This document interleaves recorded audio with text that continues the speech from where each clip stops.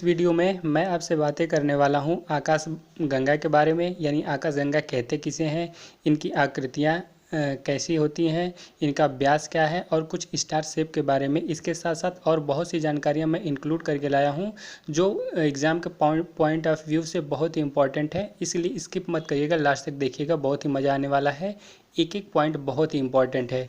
मेरा नाम है राकेश गौड़, आप सभी का राकेश टीचर 21 चैनल पर स्वागत है। तो आइए फ्रेंड, देरी न करते हुए शुरू कर देते हैं।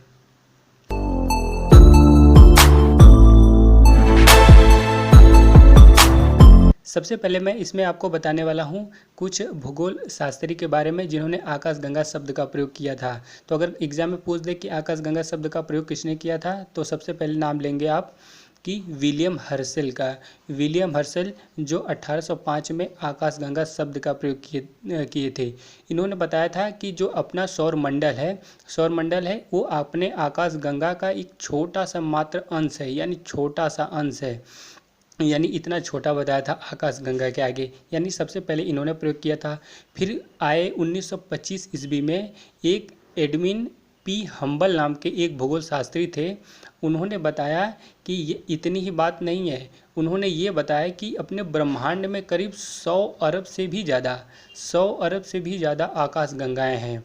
यानी इतना इन्होंने एडमिन पी हम्बल जी ने बताया था। यानी ये सब जानकारियाँ क्या एक अनुमानित तौर पे बताई गई हैं, लेकिन फिर भी इतने 100 अरब आकाश गंगाओं की खोज हो चुकी है। तो ये चीज़ ध्यान रखिएगा। अब बातें करते हैं कि आकाश गंगा कहते किसे हैं। देखिए, ये ग्रुप ऑफ स्टार होता है, यानी तारों का समूह।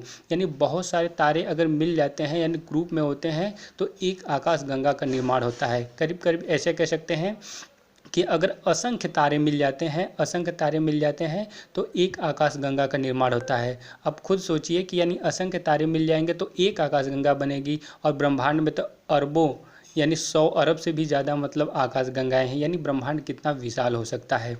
तो आइए सबसे पहले समझते हैं कि आकाश गंगा का शेप कैसा है।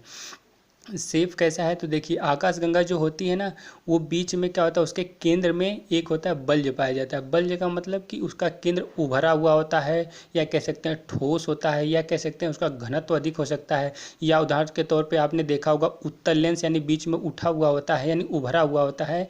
या वो नहीं देखे होंगे उत्तल लेंस, तो ये देखिए कि अब जो बट्टी चोखा खाया जाता है या भौरी कहते हैं, यानी बीच में देखिए उभरा हुआ था, किनारे पे मतलब छिछला जैसा होता है। यानी ऐसी आकृतियों में, अब गोल मत समझिएगा, मैं उभार की बात कर रहा हूँ। यानी ऐसे केंद्र में उभार होता है आकाश गंगा के अंतर्गत। यानी प्रत्येक, यानी जो 100 अरब आकाश गंगाएं हैं पूरे ब्रह्मांड में, जिनका अभी तक जानकारियाँ मिली हैं, उनमें सब में ऐसा ही है। यानी ऐसे ये शेप में दिखती हैं। अब बात आती है कि इनके जैसे तीन कोण, जो आकाश गंगा होती हैं, इनके तीन कोनों पे क्या घूर्णन वलन, यानी जो घूर्णन होता है, जैसे पृथ्वी घूर्णन करती रहती है ना, ये ऐसे ही आकाश गंगा के तीन कोनों पे घूर्णन होता रहता है। इस घूर्णन का कारण होता है कि गुरुत्वाकर्षण बल को उत्पन्न करना। यानी वहाँ पे गुरुत्वाकर्षण बल बहुत अधिक उत्पन्न होता है। यानी ये घूमने के कारण ये होता है कि प्रत्येक आकाश गंगा में ऐसे ही होता रहता है। तो इससे क्या होता है, यानी जब घूर्णन होता है तो जो दूर दूर तक, मतलब इनके आसपास के दूर दूर तक जितने भी छोटे छोटे कण होते हैं, मतलब धूल कण गैसें होती हैं, सब के सब सम्मोहन होती हैं, कलेक्ट होती हैं, एकत्रित होती हैं। यानी एक जगह होती है, यानी गुरुत्वाकर्षण के कारण एक जगह होना शुरू हो जाती हैं, और वैसे ही होते होते एक बहुत बड़े बड़े स्टार का निर्माण करती हैं, यानी तारों का निर्माण करती हैं। अब बात आती है कि धूल के कण के साथ साथ गैसें जो आती हैं, वो अक्सर हाइड्रोजन की गैसें ज़्यादातर पाई जाती हैं। जो एक, अगर ऐसे कह सकते हैं कि जो अगर चार हाइड्रोजन मिल जाते हैं तो एक हीलियम का निर्माण करते हैं। यानी ये क्रिया तो क्या कहलाई, नाभिकीय संलयन। यानी छोटे छोटे जो न्यूट्रॉन होते हैं, छोटे छोटे जो नाभिक होते हैं, मिलके बड़े नाभिक का निर्माण करते हैं। यानी कह सकते हैं कि चार अगर हाइड्रोजन मिलते हैं तो एक बड़े नाभिक का निर्माण करते हैं, जिसे हीलियम कहते हैं। तो ये क्रिया नाभिकीय संलयन कहलाती है। तो ऐसे ऐसे ग्रुप, मतलब ऐसे ऐसे बनता है तो बड़े बड़े स्टार का निर्माण होता है। और जब प्रत्येक स्टार में यानी नाभिकीय संलयन की क्रिया होगी तो उसमें क्या होगा, प्रकाश उत्पन्न होगा। तो ऐसे ही ये सब क्रियाएं आकाशगंगा में होती रहती हैं। इसीलिए जो तारे होते हैं प्रकाश के कारण चमकते हैं, लेकिन ग्रह में नाभिकीय संलयन की क्रिया नहीं होती है। अर्थात यहाँ पे हाइड्रोजन गैस पाई नहीं जाती कि इसमें नाभिकीय संलयन की क्रिया इतना ज़्यादा हो, इसलिए ये चीज़ ध्यान रखिएगा। तो आपको समझ में आ गया होगा कि आकाशगंगा कैसे बना हुआ है। और मतलब अब देखिए, मैंने आकाशगंगा के बारे में बताया, अब ऐसे से करके एक आकाशगंगा के अंदर असंख्य तारे हैं, ये भी ध्यान रखिएगा।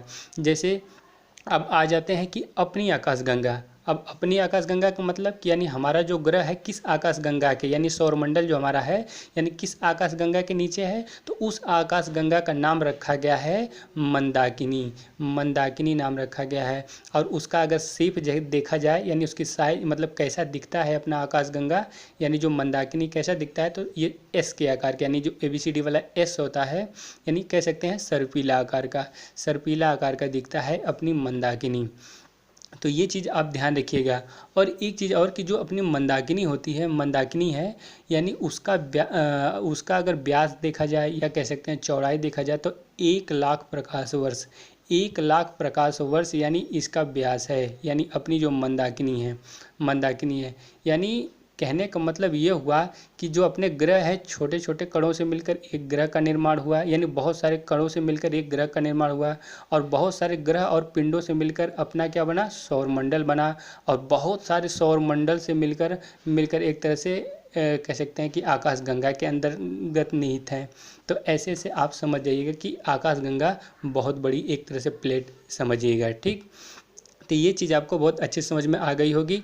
अब मैं और भी बताऊं एक चीज़ कि जो अपना आकाशगंगा है, यानी जिसको हम मंदाकिनी कहते हैं, उसके समीप, यानी उसके समीप कह सकते हैं कि सबसे नज़दीक जो आकाशगंगा है उसका नाम है एंड्रोमेडा। एंड्रोमेडा नाम का जो आकाशगंगा है अपनी मंदाकिनी के सबसे नज़दीक की आकाशगंगा है, जो अपनी आकाशगंगा यानी मंदाकिनी से कह सकते हैं कि 2.2 मिलियन प्रकाश वर्ष दूर है, 2.2 मिलियन प्रकाश वर्ष। अब बार बार मैं कह रहा हूँ प्रकाश वर्ष की बात, तो प्रकाश वर्ष को समझिए कि यानी प्रकाश द्वारा, यानी जो सूर्य का प्रकाश है, यानी प्रकाश द्वारा एक वर्ष में चली गई दूरी जो होती है 1 प्रकाश वर्ष कहलाती है। अब कह सकते हैं कि अब प्रकाश का स्पीड होता है 3,00,000 किलोमीटर पर सेकंड, यानी इतनी स्पीड से यानी 1 साल तक चलेगी, तो जितनी दूरी तय की गई तो 1 प्रकाश वर्ष हुआ। लेकिन ये कितना है, 2.2 मिलियन प्रकाश वर्ष।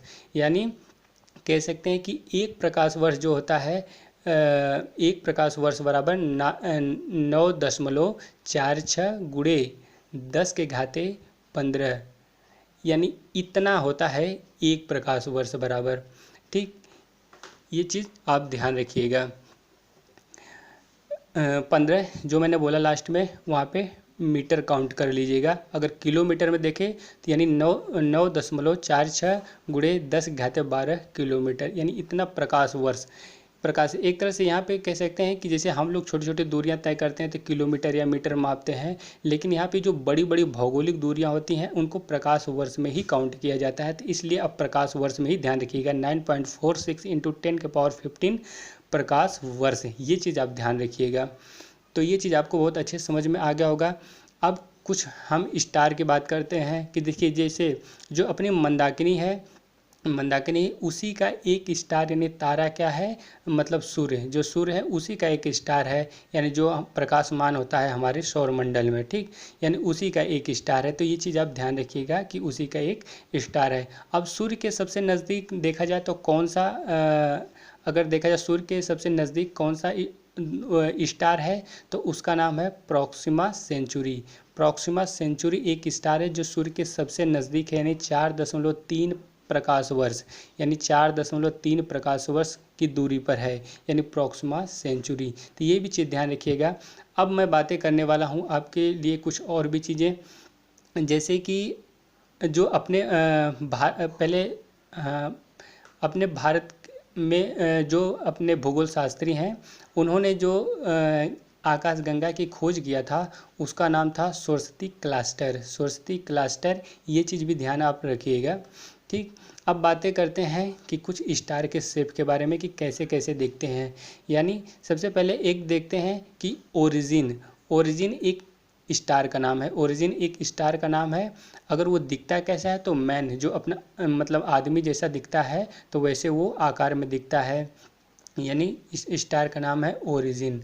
अब दूसरे स्टार की बात करते हैं। दूसरा स्टार है कैनिस मेजर, यानी स्टार का नाम है कैनिस मेजर, लेकिन दिखता कैसा है, देखने में दिखेगा यानी एक डॉग के समान, यानी कुत्ते के समान दिखता है।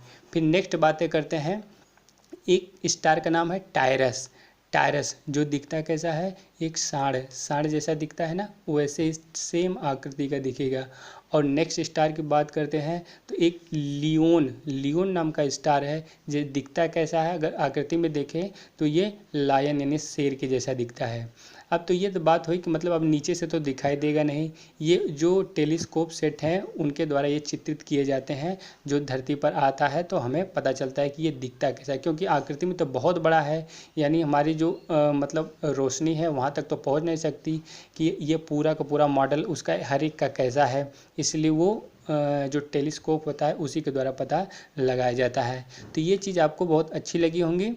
इसमें एक एक करके मैं बताया। मेरा वीडियो कैसा लगा आप कमेंट कर बॉक्स में कमेंट करके ज़रूर बताइएगा। हाँ, अगर जो लोग नए हैं मेरे चैनल पे तो मेरे चैनल को सब्सक्राइब ज़रूर करें और लाइक भी और बेल आइकन को भी क्लिक करें, ताकि आप सभी के पास मेरा नोटिफिकेशन पहुंचता रहे। धन्यवाद फ्रेंड।